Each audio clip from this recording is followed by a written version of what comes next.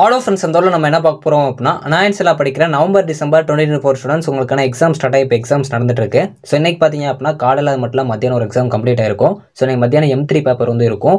இந்த exam question எப்படி வந்திருக்கு அப்படிங்கிற பார்க்கலாம். ஸோ இன்னைக்கு எக்ஸாம் நல்லா பண்ணல அப்படின்னா இந்த வீடியோ ஃபுல்லாக பாருங்கள். ஸோ அங்கே வீடியோக்குலாம் போகலாம்.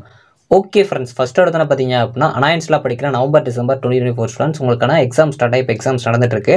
ஸோ காலையில் எக்ஸாம்ஸ் பொறுத்த வரைக்கும் பார்த்தீங்க அப்படின்னா மெஜாரிட்டியாக நிறைய டிபார்ட்மெண்ட் ஸ்டூடெண்ட்ஸ்க்கு எக்ஸாம்ஸ் இருந்திருக்கும். பர்டிகுலராக IoT பேஸ்டு சிஸ்டம் டிசைன் இந்த மாதிரி பேப்பர் இருந்திருக்கும். அதுபோல் இமேஜ் ப்ராசஸிங் இந்த மாதிரி பேப்பர்ஸ்லாம் இருக்கும். மெஜாரிட்டியாக காலையில் எக்ஸாம்ஸ் பொறுத்த வரைக்கும் பார்த்தீங்க அப்படின்னா கொஸ்டின் கொஞ்சம் மீடியமாக வந்துருச்சு, ஒரு சில பேருக்கு ஈஸியாக வந்துருச்சு அப்படிங்கிற மாதிரி சொல்லியிருந்தீங்க. ஸோ ஓவராலாக பார்க்குறப்போ கொஞ்சம் கொஸ்டின் வந்து ஈஸியாக தான் வந்துருந்துச்சு, ஒரு சில டிபார்ட்மெண்ட் ஸ்டூடெண்ட்ஸும் கொஞ்சம் மீடியமாக வந்துருந்துச்சு. ஸோ அதனால் நம்ம கமெண்ட் டாப்லேயே பார்த்தீங்க அப்படின்னா ஒரு ஓட்டிங் வச்சுருந்தோம் காலையில் கொஸ்டின் எப்படி வந்துருந்துச்சு அப்படின்னு சொல்லிட்டு. இந்த எக்ஸாமில் மெஜாரிட்டி ஈஸியாக வந்துருந்துச்சு அப்படிங்கிற மாதிரி தான் பாசிட்டிவ் ஓட் பண்ணியிருந்தீங்க. ஒரு சில டிபார்ட்மெண்ட் ஸ்டூடெண்ட்ஸ் கொஞ்சம் மீடியமாக வந்துருச்சு அப்படிங்கிற மாதிரி சொல்லியிருந்தீங்க. ஸோ உங்களுக்கு காலையில் எக்ஸாம் கொஸ்டின் எப்படி வந்துருந்துச்சு அப்படிங்கிற மறக்காமல் கமெண்ட் பண்ண பாருங்கள். நீங்கள் நம்ம கமெண்ட் டாப்ல ஓட் பண்ணல அப்படின்னா மறக்காமல் கிளிக் பண்ணி ஓட் பண்ணிக்கோங்க.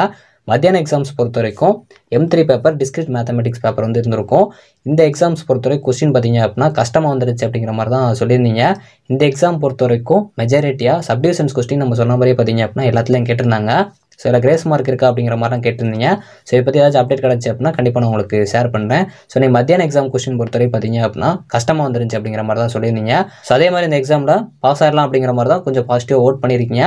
ஸோ நம்ம கமெண்ட் டாப்பில் நீங்கள் இன்னும் ஓட் பண்ணல அப்படின்னா மறக்காமல் கிளிக் பண்ணி ஓட் பண்ணிக்கோங்க. உங்களுக்கு மத்தியான எக்ஸாம் கொஸ்டின் அது M3 பேப்பர் எப்படி வந்துருந்துச்சு அப்படிங்கிறத மறக்காமல் கமெண்ட் பண்ணுங்கள். ஓகே, இப்போதைக்கு நீங்கள் எக்ஸாம் வந்து கம்ப்ளீட் பண்ணிட்டீங்க. இன்றைக்கி எக்ஸாம் நல்லா பண்ணல அப்படின்னாலும் யாரும் வந்து ஃபஸ்ட்டு ஃபீல் பண்ணாதீங்க. ஏன்னா இன்றைக்கி உங்களுக்கு கூட எழுதின எல்லாருக்குமே பார்த்தீங்க அப்படின்னா இதே மாதிரி தான் கொஸ்டின் இது இருக்குது. ஏன்னா இன்றைக்கி கமெண்ட் பண்ண எல்லாருமே பார்த்தீங்க அப்படின்னா கொஸ்டின் கொஞ்சம் கஷ்டமாக வந்துருந்துச்சு ப்ரோ அப்படிங்கிற மாதிரி தான் சொல்லியிருந்தீங்க. ஏன்னா நீங்கள் கொஞ்சம் அண்டர்ஸ்டாண்ட் பண்ணி எழுதுற மாதிரி தான் நிறைய கேட்டிருந்தாங்க. அதுபோக சப்டிவிஷன்ஸ் கொஸ்டின்ஸ் நிறையா இருந்துச்சு. அப்படிங்கிறப்போ மெஜாரிட்டி M3 பேப்பர் பொறுத்த வரைக்கும் உங்களுக்கு கொஞ்சம் மீடியமாக கொஞ்சம் கஷ்டமாக இருந்தால் நம்மளும் சொல்லியிருந்தோம், அந்த மாதிரி தான் கேட்டிருந்தாங்க. அதனால் யாரும் வந்து ஃபீல் பண்ணாதீங்க. நீங்கள் ரிலேஷன் 2021 அப்படிங்கிறப்போ உங்களுக்கு கண்டிப்பாக ரிலேட்டிவ் கிரேடிங் பிரின்சிபல் இருக்கும்.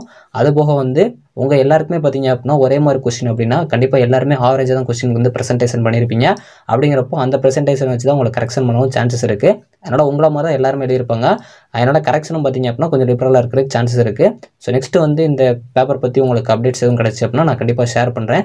யாருமே வந்து ஃபீல் பண்ணாதீங்க. அப்கமிங்கில் வரப்போகிற எக்ஸாம்ஸை கான்சன்ட்ரேட் பண்ண பாருங்கள். பாஸ்ட் இஸ் பாஸ், முடிஞ்ச எக்ஸாம் நினச்சி ஃபீல் பண்ணாதீங்க. கண்டிப்பாக நீங்கள் எழுதியிருக்க ப்ரெசென்டேஷன் நீங்கள் எஃபோர்ட் பண்ணிருப்பீங்க எல்லாமே, கண்டிப்பாக அதுக்கு ஒரு நல்ல பாசிட்டிவ் ரிசல்ட் தான் வரும். முடிஞ்ச அளவு நீங்கள் ஸ்டெப் வைஸாக கொண்டு போயிருப்பீங்க, அதுக்கே உங்களுக்கு மார்க்ஸ் கொடுப்பாங்க கண்டிப்பாக. நீங்கள் சப்போஸ் ஆன்சர்லாம் தப்பாக எழுதியிருந்தாலும் உங்களுக்கு ஸ்டெப் வைஸாக கொண்டு போகிறப்போ அதுக்கு மார்க்ஸ் தாராளமாக கொடுப்பாங்க. அதனால் உங்களால் ஈஸியாக பாஸ் ஆக முடியும். மார்க்ஸ் வேணால் கொஞ்சம் ஹையாக வர்றது வந்து பாசிபிலிட்டிஸ் கம்மியாக இருந்தாலும் நீங்கள் பாஸ் ஆகிறதா தாராளமாக பாஸ் ஆகிடலாம். அதனால் யாரும் வந்து ஃபீல் பண்ணிட்டு இருக்காங்க. அப்கமிங்கில் வரப்போகிற எக்ஸாம்ஸ்லாம் நல்லா பண்ண பாருங்க. All the best friends. அதாவது உங்களுக்கு நெக்ஸ்ட் எக்ஸாம்ஸ்லாம் இருக்குது அப்படின்னா இந்தளவு கஷ்டமான மாதிரி வர சான்சஸ் இல்லை.